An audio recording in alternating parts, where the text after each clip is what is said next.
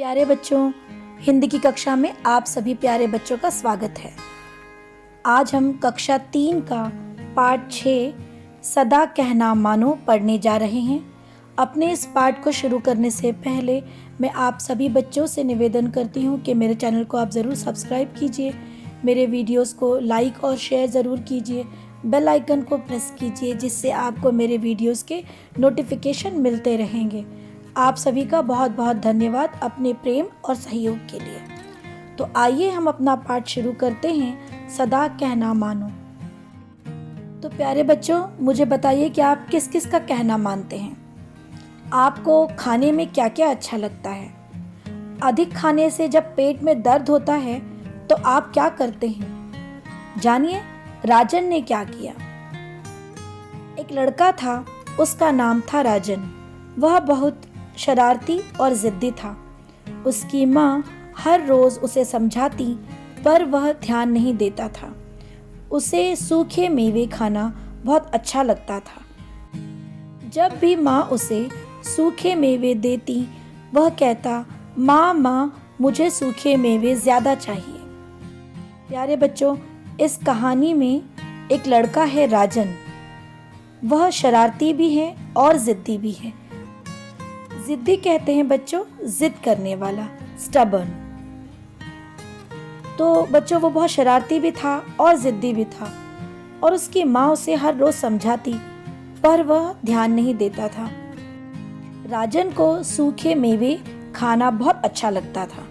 सूखे मेवे बच्चों ड्राई फ्रूट्स को कहते हैं। काजू, बादाम, पिस्ते ये सारे सूखे मेवे होते हैं। ये आप भी खाते होंगे और आपको भी पसंद आते होंगे। राजन को ये सारे सूखे मेवे बहुत ज़्यादा पसंद थे और जब भी माँ उसे सूखे मेवे देती वो और ज़्यादा मांगता कि उसे और ज़्यादा खानी है।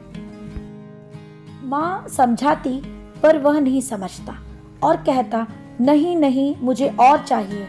तंग आकर माँ उसे थोड़ा सा और दे देती। एक दिन माँ घर पर नहीं थी। राजन को तो मज़ा आ गया। वह रसोई घर में गया। उसने सूखे मेवे का डिब्बा उठाया और कमरे में आकर टीवी देखते देखते उन्हें खाने लगा। उसका ध्यान तो कार्टून देखने में था। उसे पता ही नहीं चला कि वह कितना खा गया। उसने चुपचाप डिब्बा वहीं रख दिया ताकि माँ को पता न चले। बच्चों, जब भी राजन जिद करता कि उसे और सूखे मेवे चाहिए तो उसकी इस जिद के आगे माँ जो हैं वो हार जाती और उसे तंग आकर और सूखे मेवे दे देती। एक दिन राजन की माँ घर में नहीं थी और मौका पाकर राजन रसोई घर में यानी किचन में चला गया और वहाँ से ड्राई फ्रूट का डब्बा वो ले आया और कार्टून देखते देखते उसे खाने लगा। अब कार्टून देखते देखते वो कितना खा गया उसे खुद भी पता नहीं चला और जब उसे ऐसा एहसास हुआ कि उसने बहुत सारे ड्राई फ्रूट्स खा लिए तो उस डिब्बे को चुपचाप से वह जगह पर रखाया कि माँ को पता न चले। शाम से ही राजन के पेट में दर्द शुरू हो गया। माँ ने रात के खाने में बहुत अच्छे अच्छे पकवान बनाए थे पर राजन कुछ नहीं खा पाया। माँ हैरान थी कि राजन खाना क्यों नहीं खा रहा है। वह तो सदा अधिक खाना खाता है।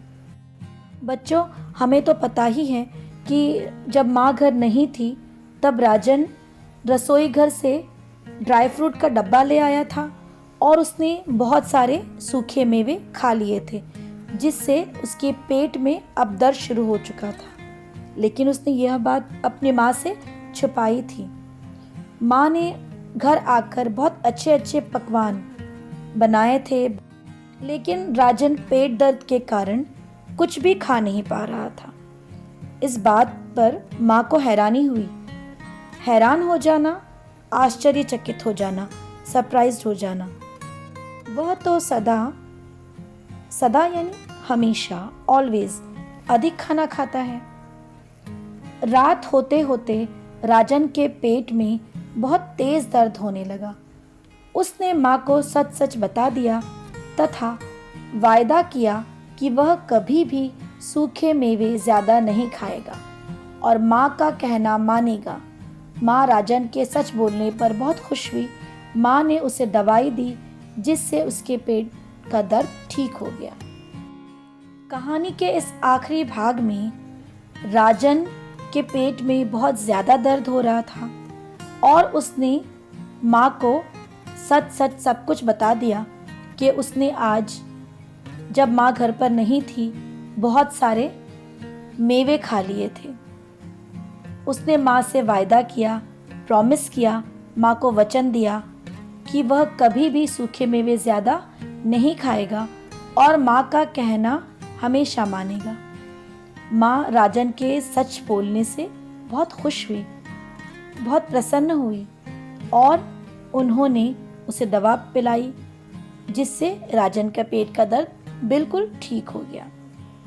तो बच्चों, इस कहानी से हमने सीखा कि हमेशा बड़ों का कहना मानना चाहिए, सच बोलना चाहिए और